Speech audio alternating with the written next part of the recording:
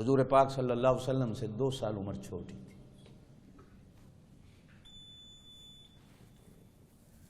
لیکن اللہ پاک نے 63 سال سے بڑھنے نہیں دی۔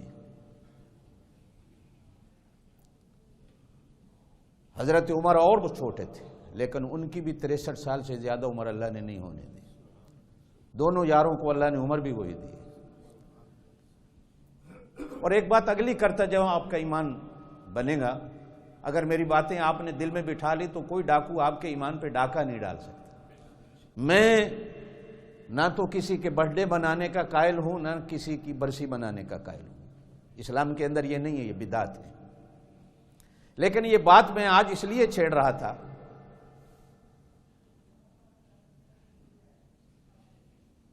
کہ ہمارا ملک بڑا عجیب ہے، کبھی کو عورت بیٹھتی ہے کتیا، کبھی کو کتا ٹی وی پہ بیٹھتا ہے، حضرت ابو بکر صدیق کو بھونکنے لگ جاتا ہے۔ کھلی چھٹی ہے، کو پکڑتا ہی نہیں، کو پوچھتا ہی۔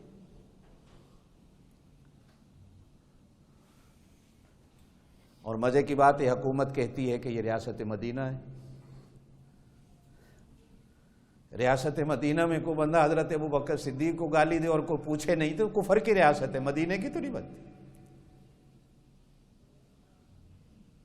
میرے پاک نبی صلی اللہ علیہ وسلم کے سامنے ایک جنازہ لایا گیا، پوچھا کون ہے؟ عرض کیا گیا فلانا ہے۔ حضور نے فرمایا میں نہیں پڑھتا جنازہ، تم پڑھتا۔ نہ پڑھتا ہوں نہ پڑھاتا ہوں۔ اللہ! صحابہ کرام نے عرض کیا اللہ کے رسول کیا سبب ہے؟ فرمایا جانتے ہو یہ کون ہے؟ یہ میرے عثمان کو بھونکنے والا ہے، جو میرے عثمان کو بھونکے میں نبی اس کا جنازہ نہیں پڑھتا۔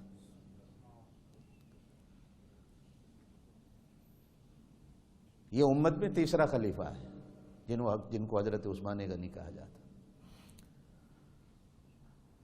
اگر حضرت عثمان غنی کو بھونکنے والے کا نبی جنازہ نہیں پڑھتا تو جو حضرت ابو بکر صدیق کو بھونکے گا اس کا جنازہ کیا ہو؟ اور اس دوست کے بارے میں تو یوں فرمایا سب سے پہلے جنت میں یہ جائے گا۔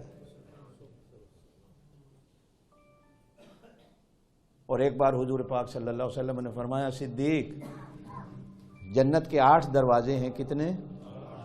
کتنے؟ زور سے بولو۔ جہنم کے کتنے؟ ہاں، واہ واہ، ماشاءاللہ ماشاءاللہ ماشاءاللہ۔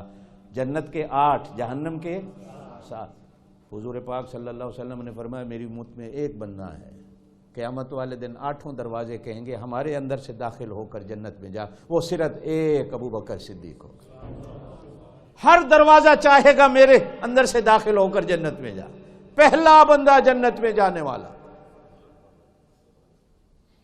یہ تو حضور کہہ رہے ہیں۔ کتنی ظالم دنیا ہے، ایسے بندے کے ایمان کو ترازو میں بیٹھ کے تول رہی ہے کہ یہ بندہ مسلمان بھی تھا کہ